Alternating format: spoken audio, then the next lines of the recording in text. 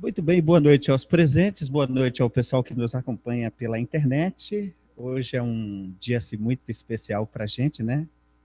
Eu sempre venho para essa reunião com bastante expectativa. Eu sempre sei, ou sempre percebo que algo da parte de Deus pode nos instruir hoje, pode nos dar uma direção hoje. Ainda que o tema seja um tema muito difícil, que é o tema da batalha espiritual, mas a gente sempre pode tirar proveito prático para a nossa vida espiritual. E hoje eu queria começar diferente da forma como sempre tenho começado. Eu queria começar com oração e pedir a Deus a capacidade de poder falar sobre esse assunto mais uma vez e que o Senhor nos guie através do seu Santo Espírito. Amém. Vamos orar. Senhor Deus, nós estamos felizes por estarmos na tua doce e santíssima presença hoje. Nós nunca sabemos o que ocorrerá quando um grupo de pessoas, seja ele tribal, seja ele civilizado, seja ele estúpido, ignorante ou lúcido, nós nunca sabemos o que pode ocorrer quando nós nos reunimos em teu nome. Quais são os lampejos que teu Santo Espírito dará a nós? E hoje não é diferente dos anteriores. Não me lembro até hoje de ter participado de uma reunião em que não saí levando algo em meu coração. Algo que talvez mudou um pouco o curso da minha vida.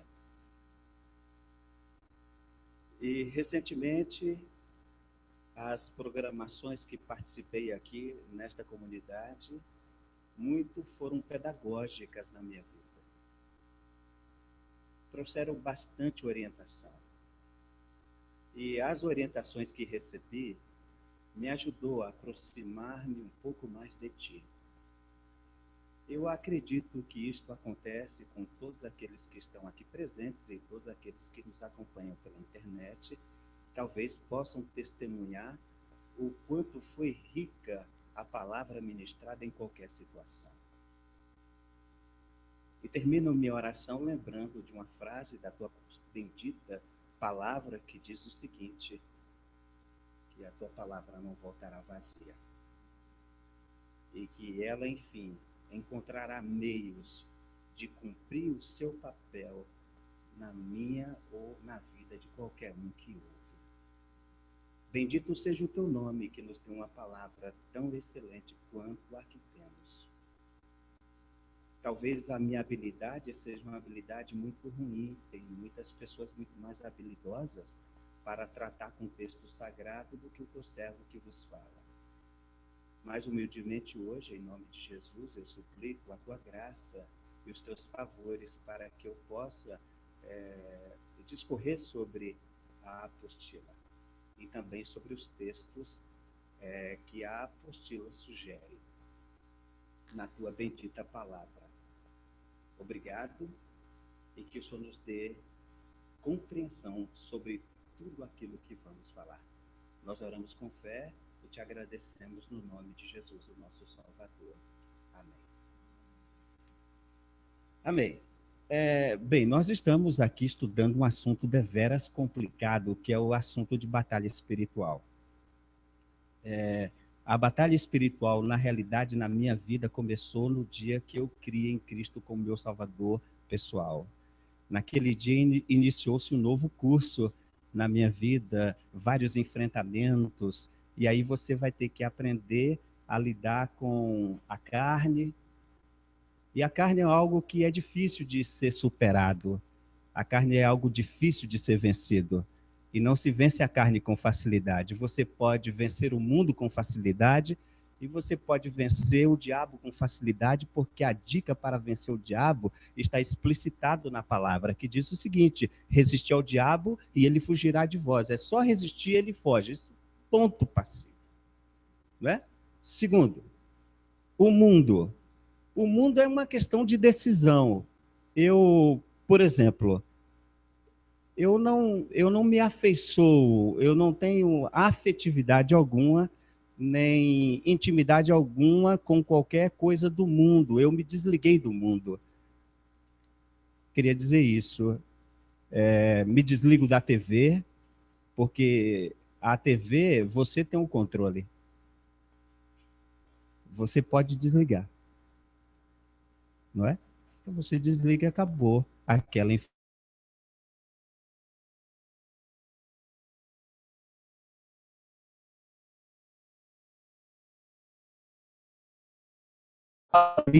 a sua vida para te levar por caminhos difíceis e longe do Senhor, você também pode tomar uma decisão de não para o que o mundo oferece, como droga. Eu acho que isso aqui também é uma questão de decisão. Eu não quero saber da amizade do mundo, eu decido viver para Deus. É uma decisão. Agora, quando você fala da carne, você está falando de desejos. Você está falando de algo profundo do seu ser. É algo que brota dentro de você. Me lembro de Roberto Jefferson. Isso aqui é só uma introdução. Do Roberto Jefferson no embate na Câmara dos Deputados, quando falava sobre o mensalão, e ele foi dar um testemunho naquela ocasião, testemunhar que havia mensaleiros e mensalões. Até hoje isso existe no país, né? Infelizmente. E ele foi feita uma acariação entre ele e o Zé Disseu.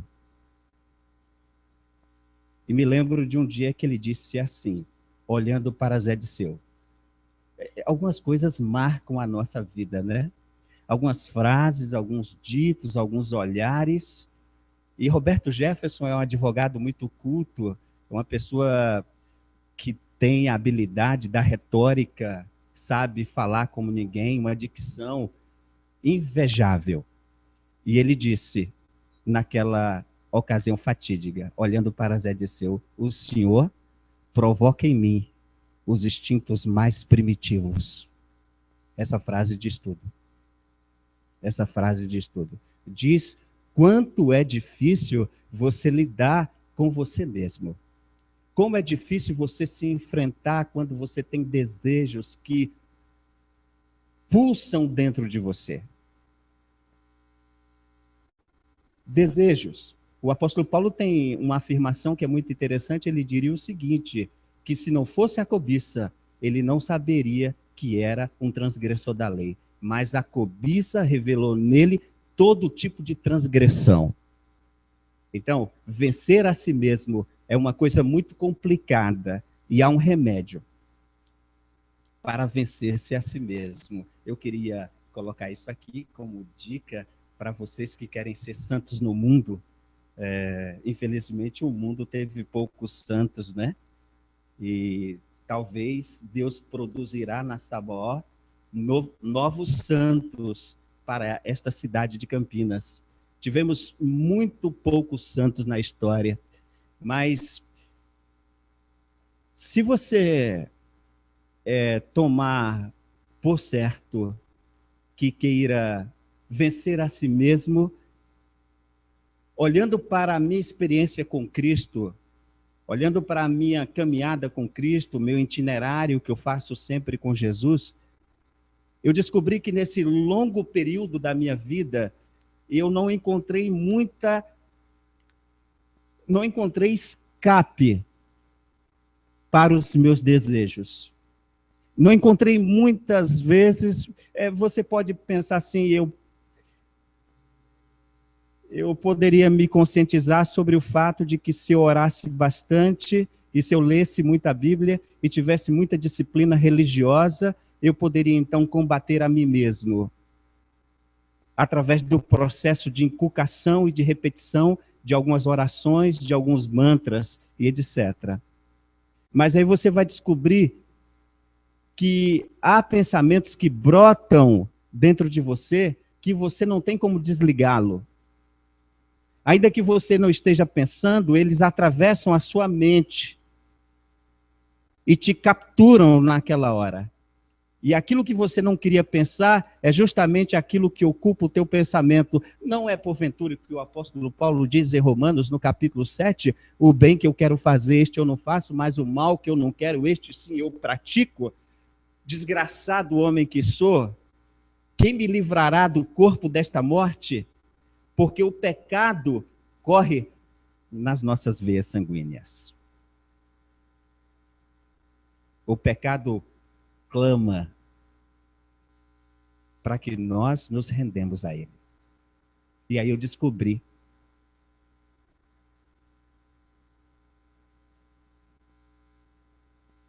um dia alguns anos atrás,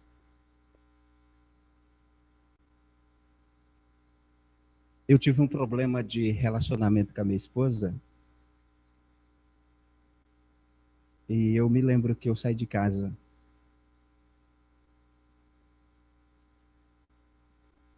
E aí eu fui morar em um lugar, sozinho. Era consciente de que eu era um servo de Deus e de que servia a Deus. E que talvez Deus tivesse me chamado para o ministério, mas naquela ocasião eu fugia desse tal de ministério. Eu preferiria vender mini estéreos do que ir para o ministério. E havia aquela coisa no meu coração, a certeza de que Deus havia me chamado. E um dia eu estava lá sozinho naquele apartamento onde eu morei. E senti uma forte impulsão por ler o livro de Romanos.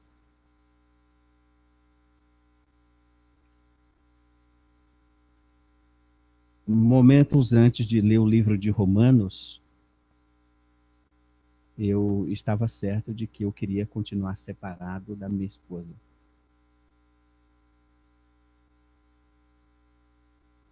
Mas eu protelei a leitura do livro de Romanos, eu não queria ler.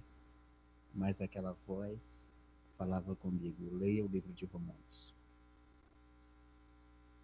Então eu peguei minha Bíblia e li o livro de Romanos. Ao término da leitura do livro de Romanos, eu tive um lampejo celestial naquele apartamento. E o lampejo era: não existe remédio, meu filho, para você vencer a si mesmo pelos seus próprios esforços. Estamos falando de batalha espiritual. Só existe uma maneira. E o apóstolo Paulo dá a recomendação, que é mediante o Filho que nós temos paz com Deus. E aquilo apaziguou toda a tempestade que havia na minha alma. Todos os furacões, todos os tufões que passaram nos bastidores do meu ser, da minha alma. E naquele dia, eu senti paz com Deus.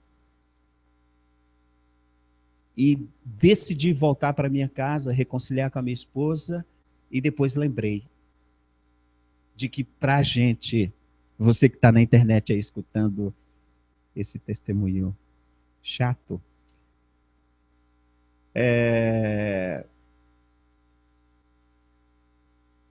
Paulo, o apóstolo, nos dá a receita.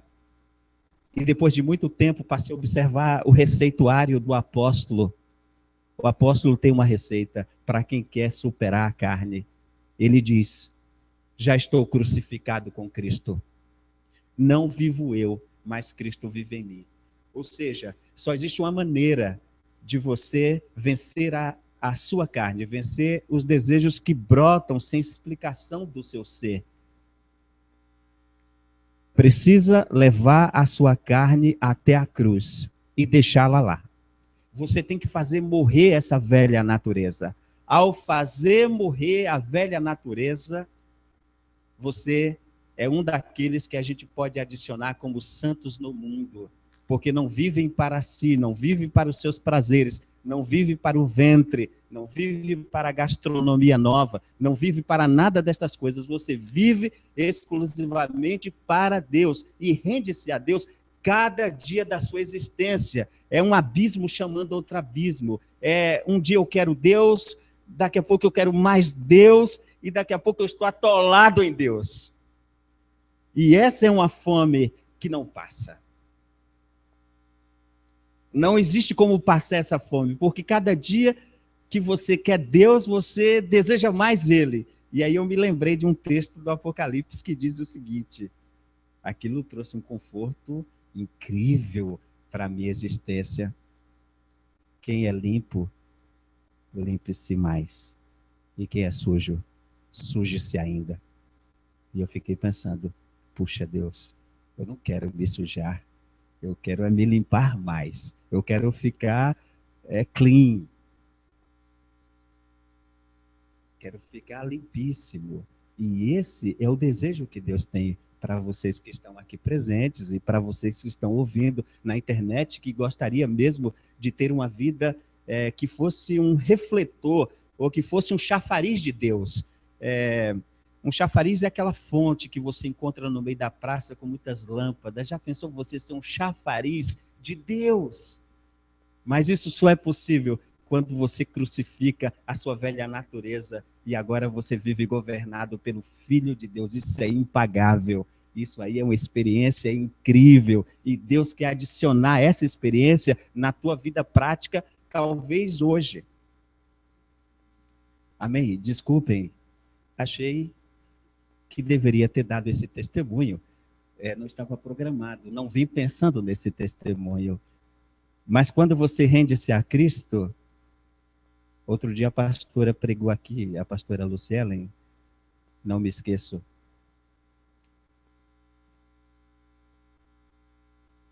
Ela falando sobre como ouvir o Espírito Santo de Deus. Tu te lembras? Ok. E às vezes o Espírito Santo fala, é que a gente não escuta. Mas ao chegar aqui, sentar-me neste local, senti que deveria ter dado essa palavra. Muito bem, amém? Vocês ficaram chateados, né? Com esse testemunho chato. Ok. Eu vou para a última lição e depois eu retorno as duas que faltam. Então, meu compromisso com os irmãos vai até o dia 30. Estou certo? Até o dia 30. E aí eu tenho aqui o seguinte, sobre os anjos caídos e os Néfilins. E eu queria falar sobre isso hoje. E eu quero ler um texto que está em Gênesis capítulo 6.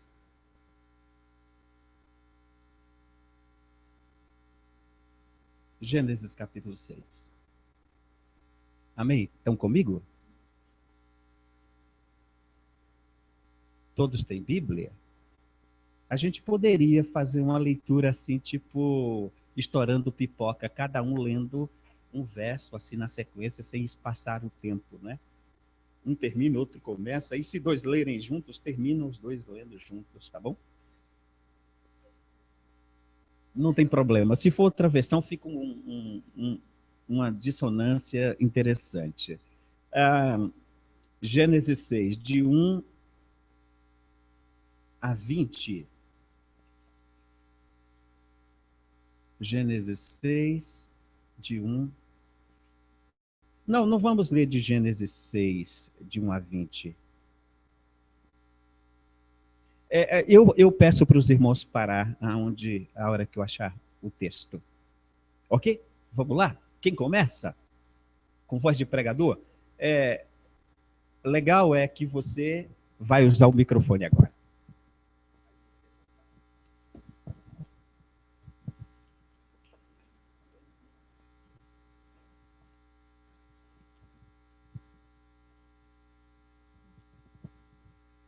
Quando as pessoas... Quando as pessoas começaram a se espalhar pela terra e tiveram filhas, os filhos de Deus viram que essas mulheres eram muito bonitas. Então escolheram as que eles quiseram e se casaram com elas.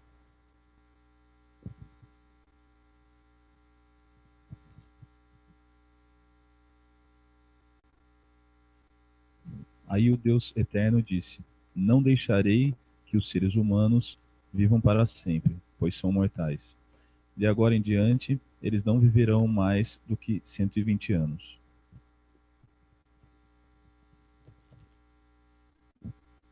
Havia naqueles dias gigantes na terra, e também depois, quando os filhos de Deus entraram, as filhas dos homens, e delas geraram filhos. E esses eram valentes, que houve na antiguidade, os homens de fama. E viu o Senhor que a maldade do homem se multiplicara sobre a terra, e que toda a imaginação dos pensamentos de seu coração era só má continuamente.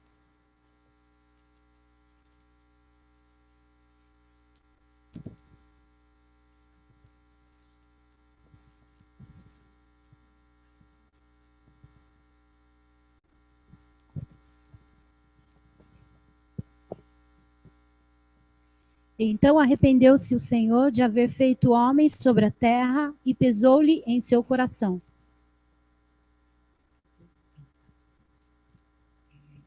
E disse o Senhor: Destruirei de sobre a face da terra o homem que criei, desde o homem até o animal, até o réptil, até a ave dos céus, porque me arrependo de os haver feito.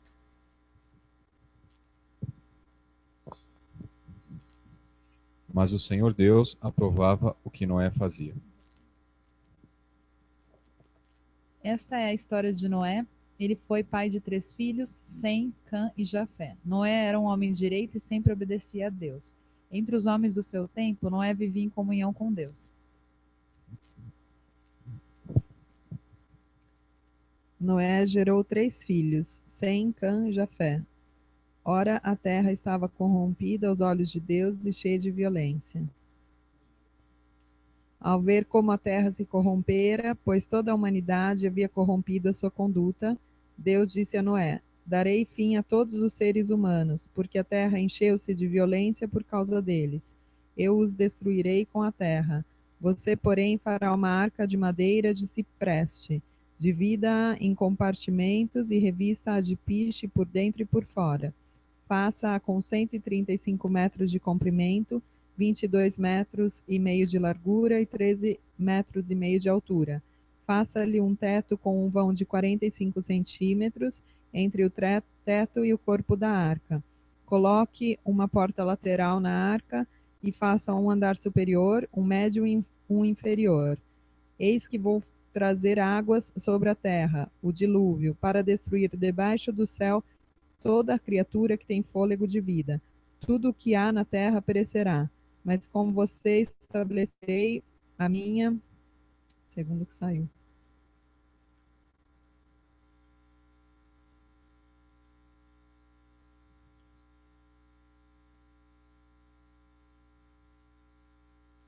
A minha aliança, e você entrará na arca com seus filhos, sua mulher e as suas mulheres de seus filhos.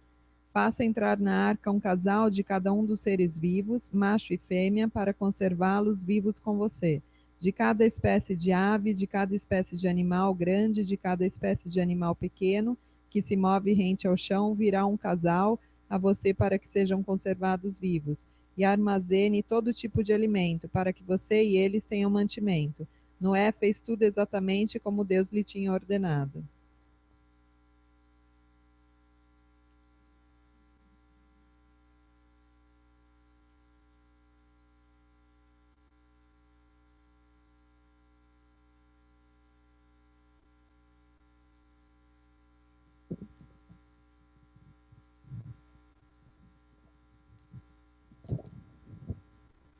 Ok. Quando eu fui estudar teologia no Sul, há muitos anos atrás, eu fui me dedicar ao ministério e precisei passar por um estudo teológico. E quando eu cheguei no seminário, eu descobri que tinha muitas matérias e que a Bíblia era um livro, então, para mim, que eu pensava que eu sabia, que eu conhecia, mas descobri naquela faculdade que eu não entendia nada sobre a Bíblia. E eu tive a felicidade de ter bons professores, tive professores, todos eles foram americanos, os que me ensinaram a Bíblia. Eu me lembro que uma das disciplinas que nós estudamos foi a síntese do Antigo Testamento. E essa é uma matéria interessante porque ela vai te dizer exatamente a data em que o livro foi escrito, vai te dizer a autoria do livro, quem escreveu o livro, vai falar sobre os assuntos notáveis, vai te dar um verso-chave e vai te dar uma série de outros lampejos sobre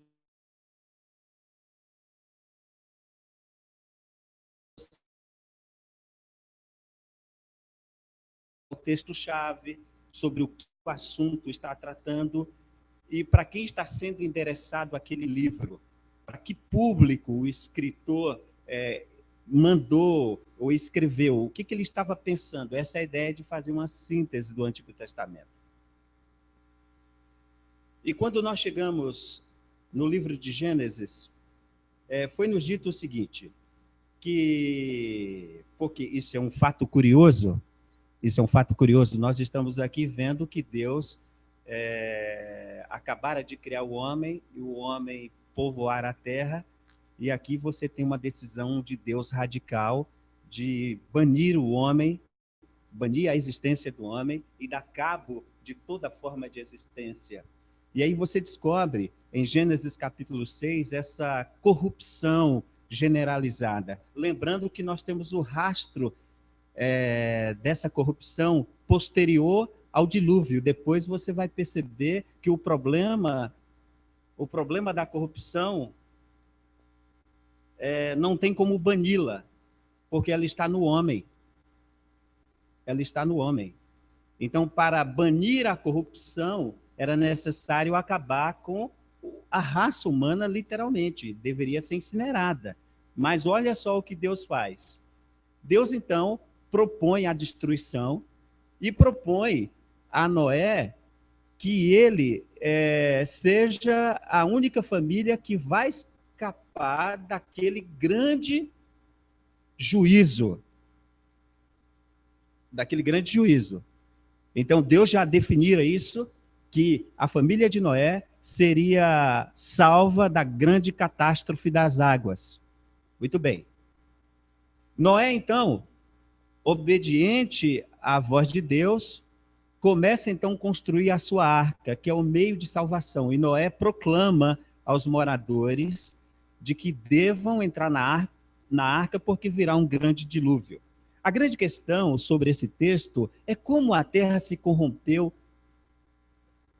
de forma tão grande, em tão pouco tempo. Vocês sabiam que essa geração aqui é uma geração de grandes cientistas? Era uma geração de grande conhecimento tecnológico, essa geração aqui de Noé. Como o homem chegou ao grau de conhecimento então disposto naqueles dias, porque naqueles dias foi inventada a roda. Naqueles dias, por exemplo, foi inventado a indústria, quem manuseava ferros. Naqueles dias também foi inventado a música. Então, era uma geração de grandes mentes, de grandes cientistas. E aí você pergunta, poxa, de onde vieram esses benditos gigantes? Eu tive um professor que ele dizia, e ele me convenceu. Isso é que é legal, né? Ele me convenceu de que provavelmente os gigantes nasceram da linhagem de Sete. Que Sete foi um dos filhos de Adão, mas que essa geração de Sete buscou o Senhor. e que a outra geração, que era a geração de Caim, a geração da tecnologia, a geração do saber, a geração da ciência, a geração do incrível conhecimento, essa foi uma geração que os filhos de Sete tiveram relacionamento com esse pessoal e nasceu gigantes. Por muito tempo eu fiquei pensando sobre isso, e se isso era verdade. E se isso faz sentido.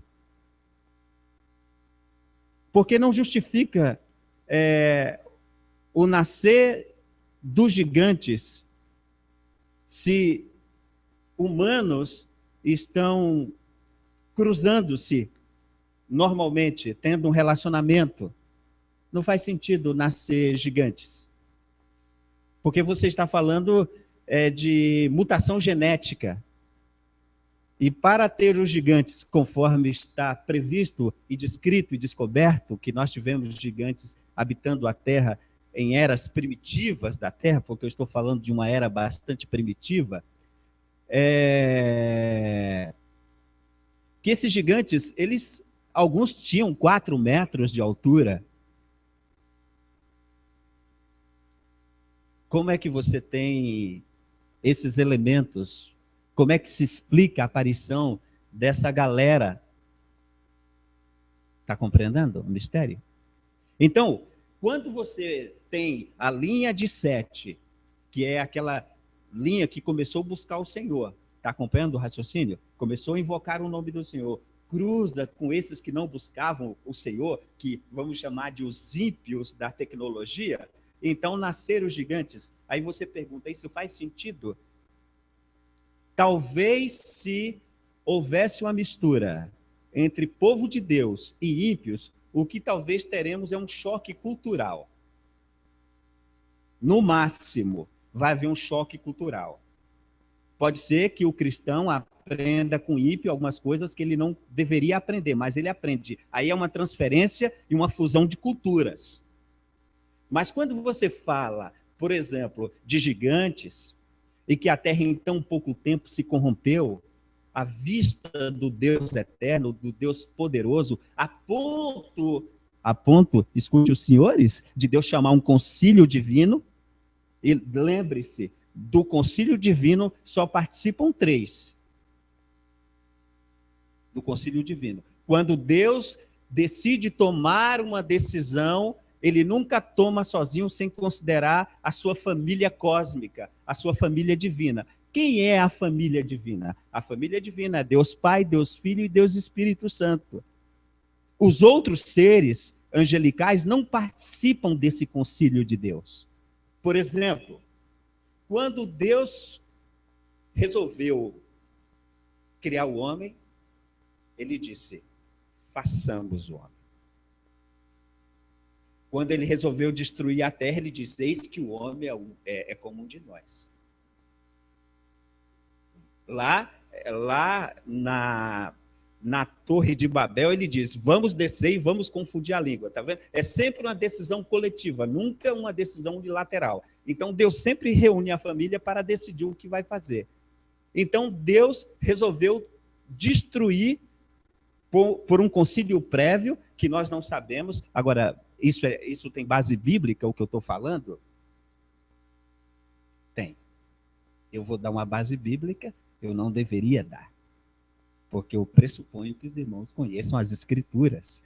E vocês devem se lembrar que um dia, em um lugar na eternidade, Deus está lá, no seu trono de glória, está também o Pai, o Filho e o Espírito Santo, e Deus resolveu ter uma reunião, havia uma reunião lá.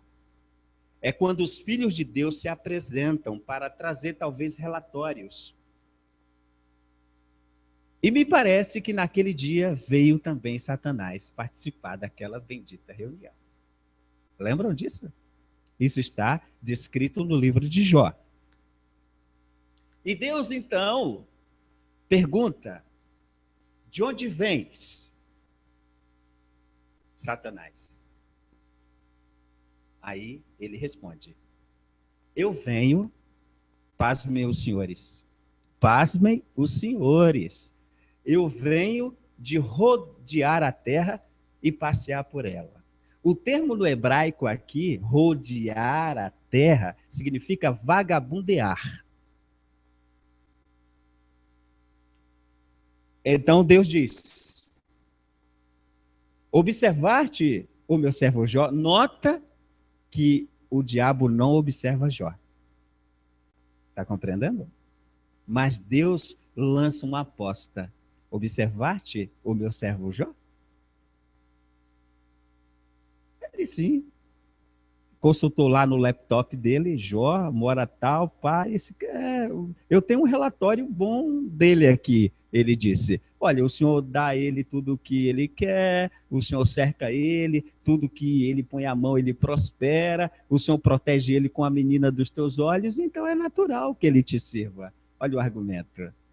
E aí trava-se uma aposta na esfera cósmica. O pobre Jó, que está aqui, na dimensão mais terrena, mais terráquea possível, não sabe desse embate entre Deus e o diabo. Ele nem tem noção que está havendo essa conversa. Mas Deus apostou todas as fichas dele. E Jó, está compreendendo o que eu estou dizendo? Então, só para ilustrar o fato de que existe uma reunião. Então, Deus decidiu, nessa reunião, queria destruir. E aí você pensa, de onde veio os gigantes? Que é o caso dos Néfilins, que está na nossa apostila. E aí você vai descobrir o seguinte, que os gigantes não são um cruzamento dos filhos de Deus, filhos de Deus humanos, filhos de Deus, com os ímpios, os descendentes de Caim, os caimitas. Não é essa a ideia. A ideia aqui é que provavelmente os Benai Elohim, é isso mesmo. Eles então viram os filhos de Deus, que não são homens, viram as filhas dos homens. Eu disse outro dia aqui, em uma lição passada, que no céu nós seremos como os anjos, não é? Lembram disso? Que não se casem, não se dão em casamento. Os anjos não têm a capacidade reprodutora de reproduzir entre si. Mas não está dito que não possa reproduzir entre seres humanos. Então, o que nós tivemos aqui foi uma violação do estado angelical daquele pessoal.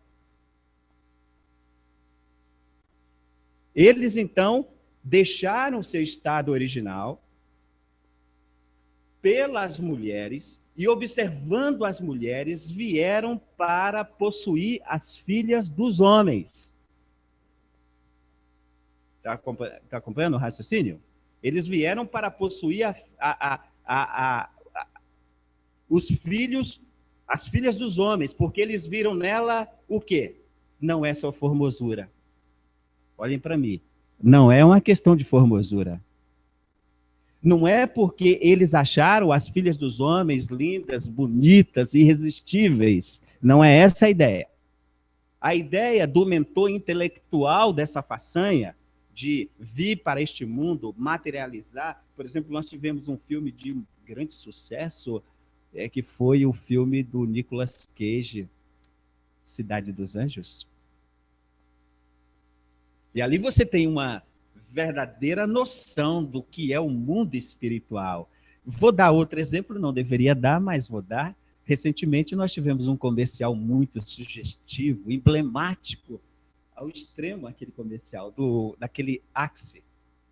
Quando os anjos vêm, cai assim uma pessoa com muita velocidade, é uma anja. E ela é atraída pelo cheiro. Aí parece que cai 4 e vê muita gente, mas elas vão em direção a um cara que está usando aquele bendito perfume. Isso é muito sugestivo, isso é muito capcioso. Esse cara que teve essa ideia não pensou nisso sozinho, deve ter tido uma ajuda das regiões celestes, né? para ter essa noção.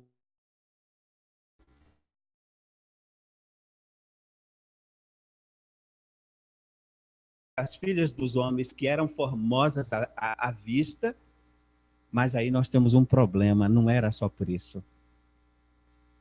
Em Gênesis, no capítulo 3, verso 15, tem uma profecia, lembram disso? Uma profecia? Gênesis 3,15, alguém lembra de qual é essa profecia? De qual? Alguém lembra essa bendita profecia de qual? Gênesis 3,15.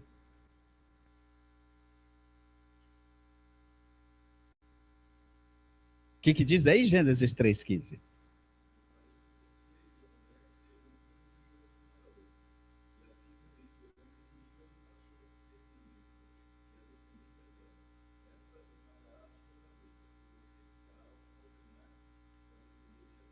Ok, está dito então, nesta profecia, que Deus poria inimizade entre a raça humana e a serpente. E que da raça humana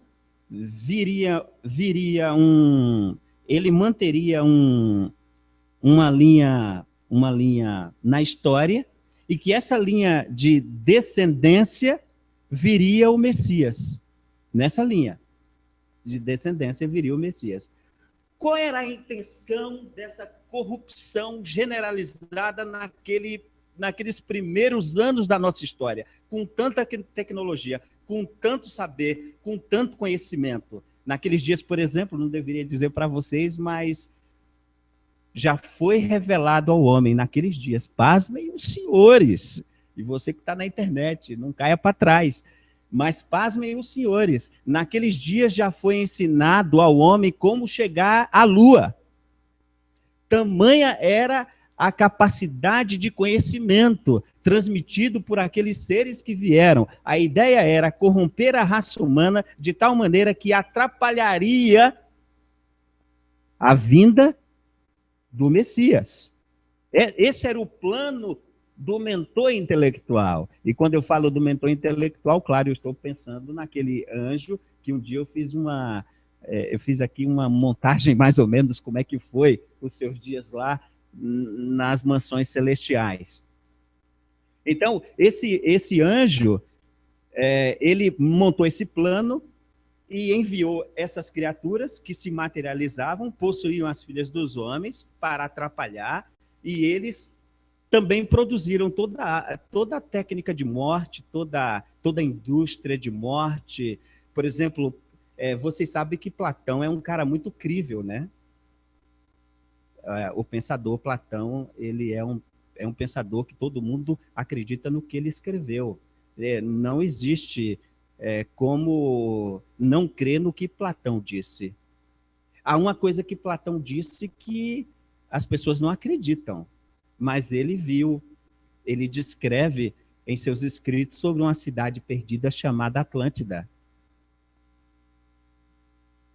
Ora, se tudo que Platão disse todo mundo crê, por que não crê nessa parte da cidade? E era uma cidade, pasmem os senhores, com alta tecnologia. Tanto é que existem expedições patrocinadas por algum burguês ou por alguma família para tentar descobrir onde está essa cidade, porque se descobrir arqueologicamente onde ela está, então se descobrirá também todo o conhecimento que eles possuíam. E por que ela afundou? Vocês sabem que essa cidade provavelmente afundou em 24 horas, da noite para o dia ela sumiu. E ela sumiu no mar. Até hoje ninguém acha os vestígios dessa cidade. Platão faz referência e descreve a beleza dessa cidade. Ou seja, o que eu estou tentando dizer é o seguinte, que não era possível, no amanhecer da história, os homens terem amealhado tanto conhecimento em tão pouco tempo, em uma geração, sem ajuda superior. Quando Deus decide mandar o dilúvio, Deus não decide mandar o dilúvio porque Deus está muito chateado com a corrupção do homem. A questão é muito mais profunda, o iceberg é mais embaixo. Está entendendo?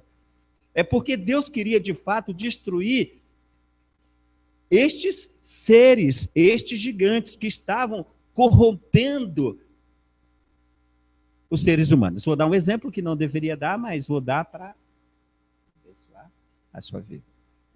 Ok. Vamos avançar um pouco. Vocês se lembram que havia uma cidade chamada Sodoma e Gomorra? Lembra disso? Lembra disso?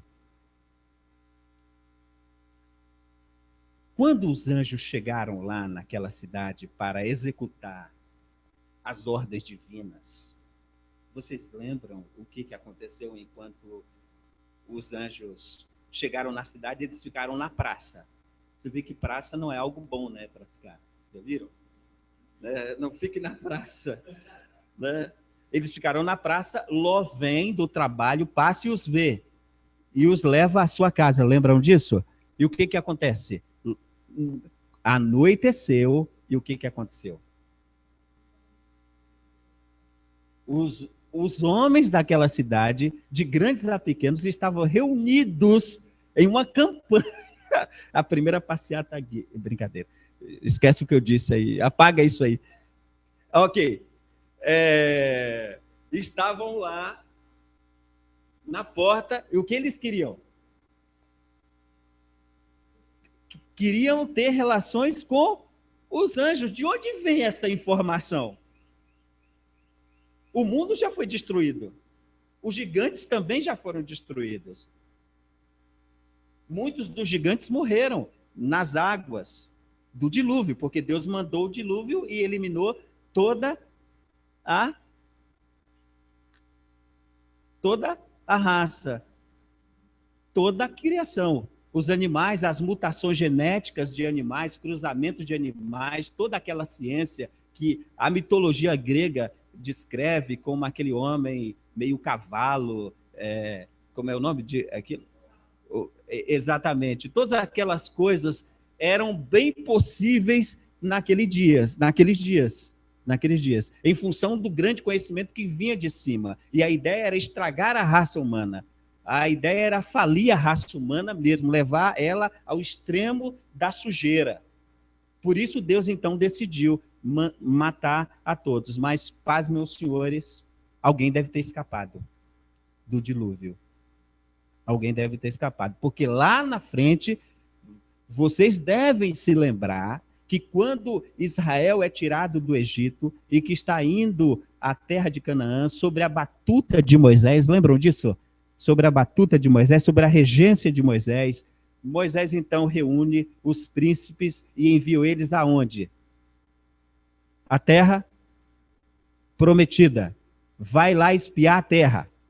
Qual é o relatório que aqueles caras trazem? Primeiro, eles trazem algo incrível. Dois homens carregando um cacho de uva. Isso aí já é estranho, porque parece que cada uva parecia um coco, né? Devia ser do tamanho de um coco, aquelas uvas. Agora você imagina dois homens trazendo um cacho de uva. Ok. Quando Moisés pergunta, e aí, como é que é a terra? Não, a terra é de fato boa, a terra de fato é show. Mas tem um detalhe. Tem gigantes naquela terra. E aos seus olhos, aos nossos olhos, nós parecíamos como gafanhotos diante dele. Está entendendo o mistério? O mistério é esse aí, que esses Néfilins, na realidade, é o cruzamento desses seres que não guardaram o seu estado original, não guardaram o seu status, mas vieram e se misturaram com os homens e nasceram esses seres anomálicos, esses gigantes. Então, o que Deus fez? Deus os puniu através das águas do dilúvio. E depois, Deus também faz outra coisa. Deus os reserva, essa galera, em cadeias e prisões eternas, como punição pelo agravamento que trouxe a família humana na Terra. Estão compreendendo? Então, esse é o que eu queria dizer para vocês. Que quando estudava, parecia ser a linhagem de Sete.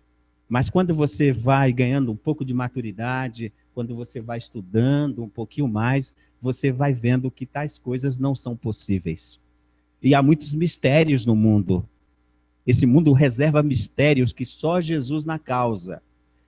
Eu acho que a eternidade que nós vamos passar com Deus, porque alguém pensa que a eternidade vai ser algo muito chato, a gente tocando harpa em alguma nuvem perdida por aí, é que não faz sentido esse negócio, né? Me lembrei da história do cara, do senador, né? Do senador que morreu, lembra disso? O senador, ele morreu e foi para o céu. Chegou lá, São Pedro o recebeu. Ele falou, bem, olha, é o seguinte, você está aqui no céu, mas aqui você tem a capacidade de escolher o melhor lugar que você deseja ficar. Então, vou permitir que você conheça lá o inferno, e se você não gostar de lá, sobe para cá. E beleza. Aí o cara foi conhecer, viu lá o céu, aquele silêncio mortal. Ele, não, eu vou descer lá, eu vou conhecer lá o inferno. Quando ele chegou lá, quando ele pega o elevador, ele desce, aí encontra lá os amigos dele, todo mundo tomando cerveja, todo mundo rindo, todo mundo contando piada, aperitivo para lá, petisco para cá, e todo mundo contando piada, todo mundo alegre. O cara falou, caramba, e nada de fogo, não tinha fogo, né? A mulherada sambando, tinha verão, né? Tinha verão lá. E ele então sobe, porque esgotou o prazo dele, ele sobe. E aí São Pedro pergunta, agora curte um pouquinho o céu aí, e olha, nem vou curtir o céu.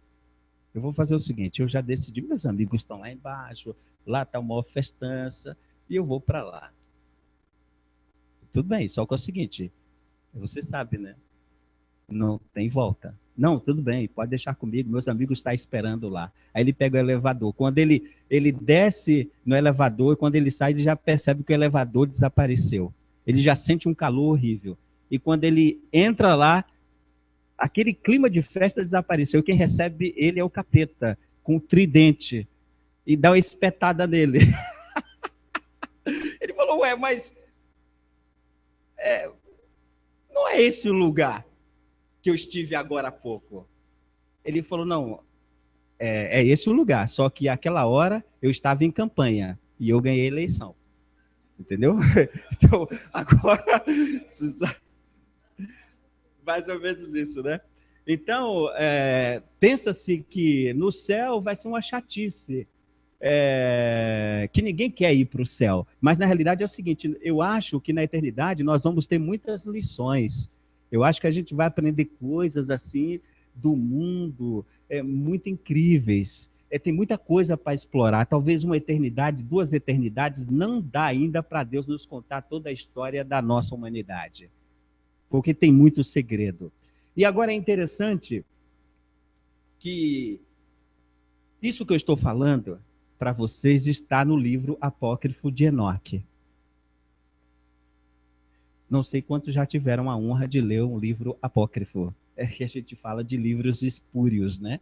Porque a Septuaginta, que pegou os 37 livros judaicos, eles deixaram, esses 70 anciãos judeus, eles não colocaram esses livros como no cânon de inspiração da Escritura Sagrada. Então, eles não passaram no crivo da inspiração.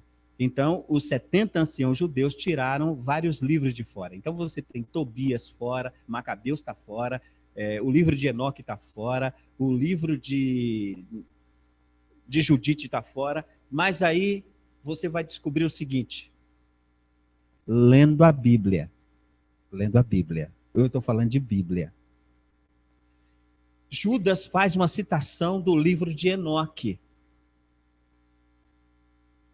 Já perceberam? Como Judas fez uma citação do livro de Enoque, é que Judas provavelmente leu o livro de Enoque. E Enoque, vocês sabem, foi aquele homem que andou com Deus e ninguém o viu mais. Mas há um livro atribuído a Enoque. E ele conta sobre esse mistério que vos falei. Sobre o mistério que vos falei dos anjos possuindo as filhas dos homens. E ele também conta como esses anjos foram possuídos, sim.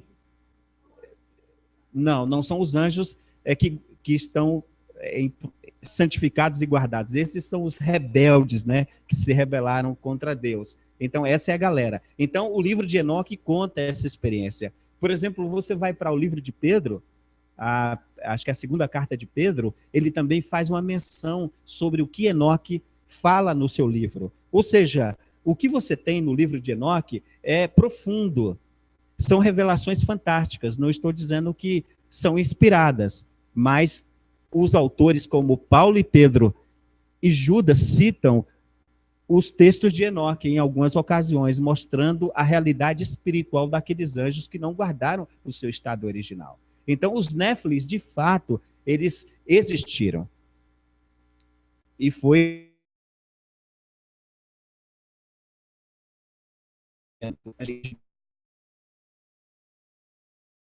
que hoje, provavelmente, nós temos.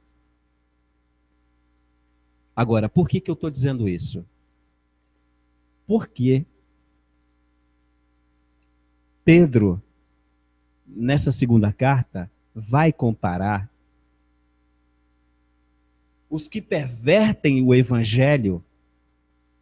Presta atenção no que eu vou dizer agora. Atenta a isso aí. Atenta o que eu vou dizer. Você achou esquisito tudo isso que eu falei? É esquisito. É esquisito. Toda essa gama de conhecimento amelhado pela nossa humanidade, com a ajuda de seres espirituais. Mas Pedro faz uma coisa que eu acho chocante. Ele compara os falsos pregadores a esse tipo de gente da antiguidade. Aqueles que corrompem o evangelho de Deus são colocados no mesmo patamar daquela geração antediluviana. Tal é o grau de seriedade que nós temos com a palavra de Deus, ou seja, precisamos ser zelosos da palavra de Deus. Não podemos prestar atenção no que esses mercantilistas da palavra falam, porque eles são mercantilistas ao extremo. Eles subornam pessoas para representar milagres, fingir que foram curados. Tem uma série de situações que precisamos observar e que você não pode ficar ouvindo esses pregadores que estão por aí. Precisa olhar o caráter do que estão pregando, se aquilo que estão pregando está de acordo com a Santa Escritura, porque senão, eu vou dizer aqui e eu assumo toda a responsabilidade do que eu vou dizer. Eu assumo toda a responsabilidade diante de Deus. Por que existe vendilhões do templo ainda hoje? Por que existe mercadores da palavra? Por que tem gente que constrói impérios em nome de Jesus? Por que alguém compraria com o dinheiro dos fiéis, por exemplo, uma fazenda de quase 40 milhões de reais? Por que alguém, um pastor, teria em seu poder 2 aviões? Não basta um, ele tem 2.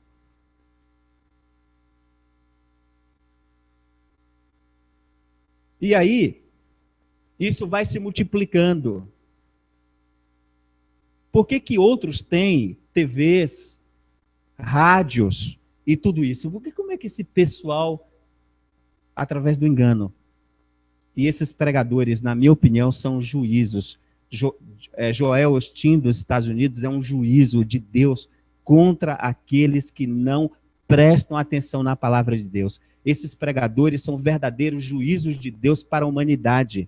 São sentenças divinas àqueles que não prestam atenção no evangelho. Amigo, só se engana hoje quem quiser ser enganado. A Bíblia está aí disponível. disponível para quem quiser consultá-la. Não precisa ser enganado. Você só é enganado se você quiser. Então, o Joel Osteen e tem outro famoso que eu não quero falar o nome dele, mas posso falar do que morreu também, o Kenneth Reagan. Esses caras eram verdadeiros juízos de Deus sobre a humanidade. Pregadores que falaram o que a galera queria ouvir. Porque tinham ouvidos inchados, tinham comichões nos seus ouvidos, querendo ouvir aquilo que lhe agradava. Por isso a Bíblia diz, eu não deveria dizer, mas a Bíblia diz o seguinte, que estes dias seriam os últimos dias que antecederia a vida de Cristo, seria como nos dias de Noé. Por quê? Casavam-se e davam-se casamento e bebiam, comiam. O que há de errado? A humanidade se casa desde que o mundo é mundo. Então o problema não é o casamento. O problema é um aumento da ciência. É o aumento da cultura. É o aumento do conhecimento, que nunca parou. Nunca parou. Eu disse outro dia aqui na aula passada que tem um autor norte-americano que vocês deveriam ler. O livro dele está publicado pela editora Mundo Cristão, chamado Mark Bubeck, escreveu um livro chamado O Adversário. E ele conta, ele fala um pouco sobre algumas teorias que você tem. Hoje, por exemplo, sabemos que as teorias das cordas são teorias cientificamente comprovadas, que o nosso...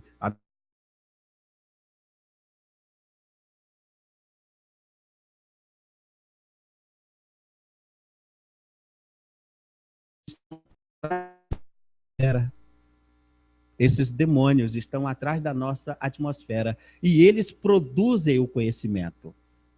Eles inspiram os homens ao conhecimento. Ajudam os homens a deturparem o conhecimento. Então, quando Deus está falando na sua palavra que os últimos dias seria como nos dias de Noé, é que também nós ganharíamos voos altos na ciência. E a ciência iria se multiplicar de tal forma que o amor de muitos, ou seja, há uma previsibilidade de uma... Qual é o continente gelado? Há a visibilidade de uma Antártida se aproximando da nossa geração. Essa geração de cristãos tendem a se esfriar em função do conhecimento adquirido cada dia. Por exemplo, você tem um celular. Dá um exemplo idiota aqui. Você tem um celular. É que eu não trouxe o meu celular. Eu queria ter o meu celular. Meu celular, ele não tem tecnologia nenhuma. Ele é dedógrafo. Esse é só...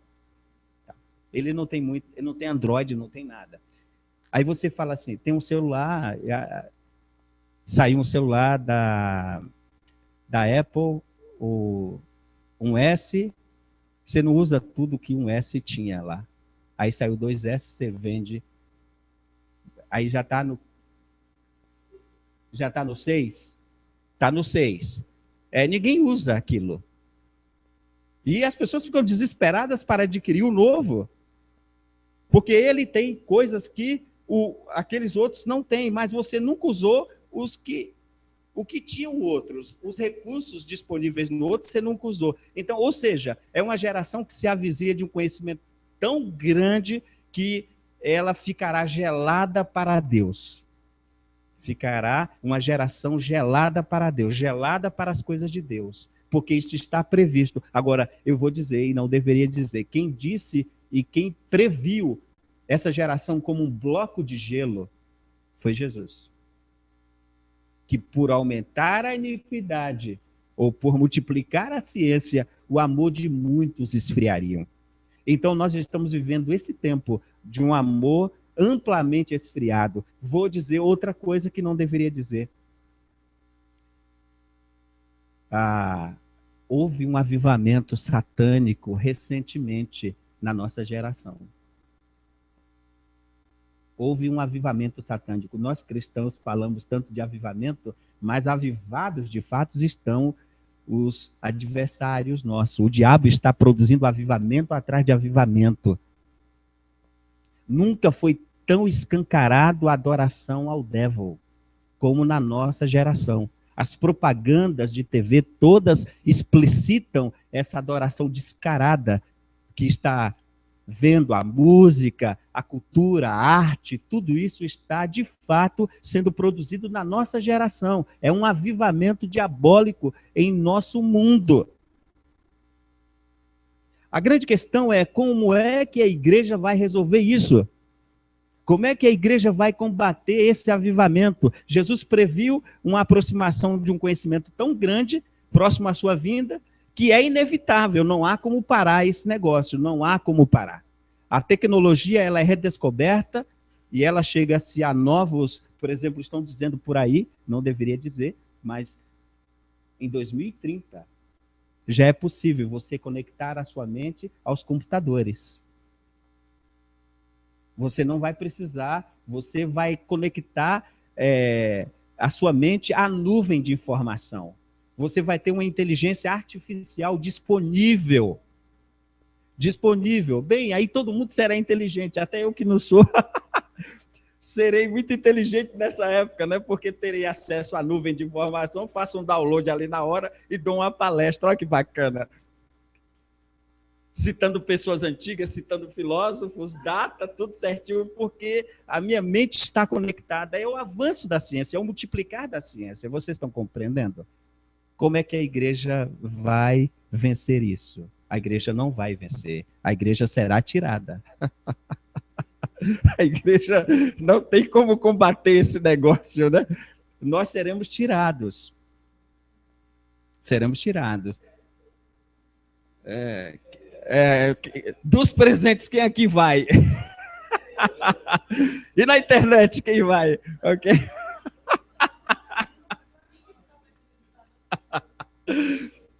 Ok. Ok. Então, é só para a gente encerrar agora, dizer para vocês o seguinte, nós estamos, de fato, num grande avivamento diabólico, está tudo preparado para a entrada do anticristo. E esse é um plano que vem pré-diluviano, esse plano, que agora a gente vê quase que materializado diante dos nossos olhos. Quase que materializado. Outra coisa que eu queria dizer antes de encerrar. Nunca houve tanta maldade como está havendo agora. Nunca houve tanta maldade nessa terra como está havendo agora. E paz, meus senhores, não deveria. Mas a Bíblia prevê em que dias não muito distantes do que eu estou falando agora, nós veremos coisas que desmaiaremos de terror diante dos absurdos que ocorrerá por participação de demônios nessas tarefas. Meu desafio. Quero fazer um desafio a todos vocês. Meu desafio é o seguinte: orem mais. Leiam mais a Bíblia.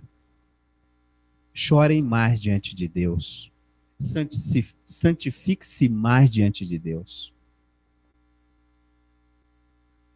Não tem outra forma de escapar.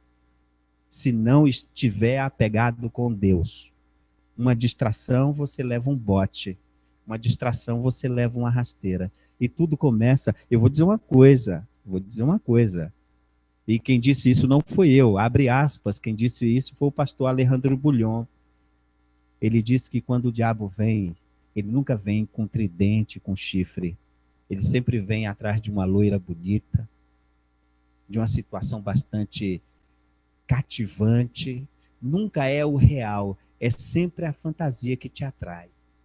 Então devemos tomar muito cuidado com o nosso andar com Cristo, devemos vigiar. E devo lembrar também aos irmãos do que o apóstolo Paulo diz. Paulo diz, olha, você que está em pé, cuidado para que não caia. Jesus disse, vigiai e orai, porque os dias são maus. Então você precisa vigiar muito, orar muito, jejuar muito, buscar muito, consagrar-se muito. Não existe outra maneira de você manter-se íntegro diante dessa situação que destrói a nossa humanidade. Tanto é que vos disse que não há saída para a igreja, a saída é para cima. A saída é para o arrebatamento, não há outro meio. Vai chegar um tempo em que Deus não vai aguentar ver a sua igreja no aperto em que vamos estar. É quando ele então decidirá voltar para buscar a sua igreja. Tirar a igreja com força. Que Deus tenha misericórdia. Evangelizemos mais, oremos mais, jejuemos mais, estejamos mais na presença de Deus. Esqueça o mundo, esqueça toda essa tecnologia, isso não vai te levar a nada. Às vezes eu fico irritado com a Sara lá em casa, a Sara e a Rebeca, a gente está na refeição e elas estão no celular, ali clicando aquilo, pelo amor de Deus. Nem na hora da refeição. Olha a que ponto. Outro dia eu vi uma propaganda que era uma menina mostrando a insanidade do ser humano pela tecnologia. Tá, ela vem vindo com a criança no colo. Lembra desse comercial? Né? E aí ela tá lá, clicando lá, vendo, e aí ela não percebe, a menina se foi, ela tá lá. E ela foi. Chega uma hora que ela cai a ficha. A menina não está mais com ela. A menina está perdida em algum lugar. E aí o desespero dela em achar a menina. A tecnologia nos furta da presença de Deus. Vou terminar dizendo isso. A tecnologia, se você não souber usar, ela te furta da presença do Senhor. Que Deus nos abençoe. Amém. Boa noite.